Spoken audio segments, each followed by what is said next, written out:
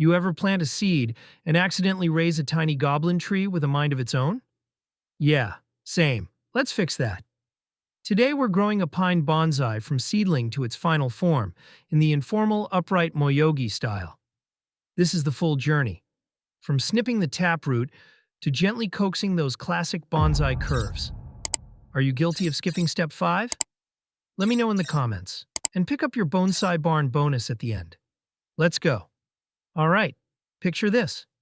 You're holding a pine seedling, fresh, full of potential, waving at you like, "Hi, I want to be a bonsai, but I don't know what shape I want to be." This video is your blueprint. We're turning that wild sprout into a graceful Moyogi bonsai, step by step, no wizardry required. This channel's slowly turning into a little bonsai garden of its own. If you want to help shape it, the subscribe button's just over there. Next week we're talking soil, sun, and a few beginner blunders you'll definitely want to dodge. Hit that button. All right. Step 1.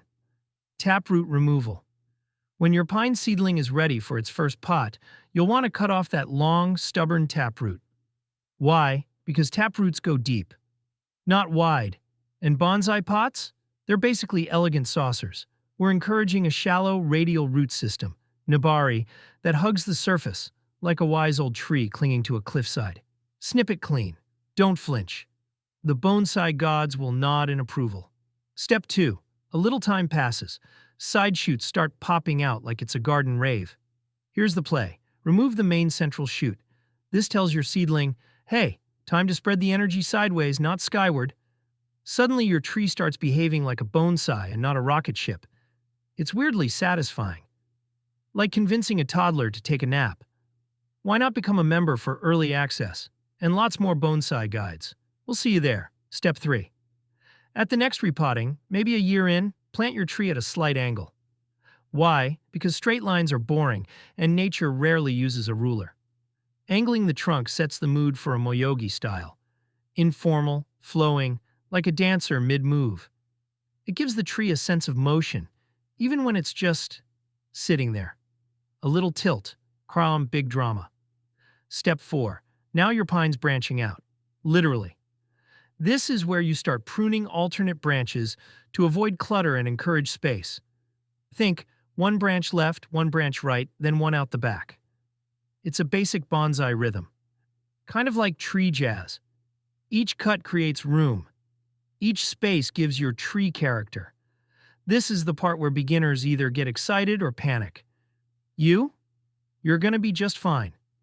Step 5. When your pine is around 3 to 5 years old, you'll notice the trunk's thick enough to hold a shape. Perfect. It's wiring time. You're going to gently bend the trunk into those soft S-like curves that define the Moyogi style.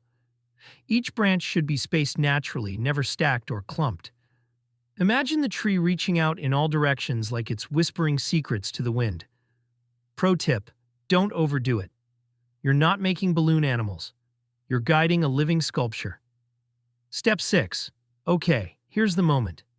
This isn't just about shaping a tree. It's about slowing down. Taking control, watching something change because you showed up for it. That seedling? It had no idea it was going to become a work of art. But now, you've got a tiny forest sage in your care. And weirdly, it's teaching you patience. Who's the bonsai master now? Step 7. Once your tree is shaped and styled, it's time for its forever home. A bonsai pot. Not just any pot, a pot that fits its personality.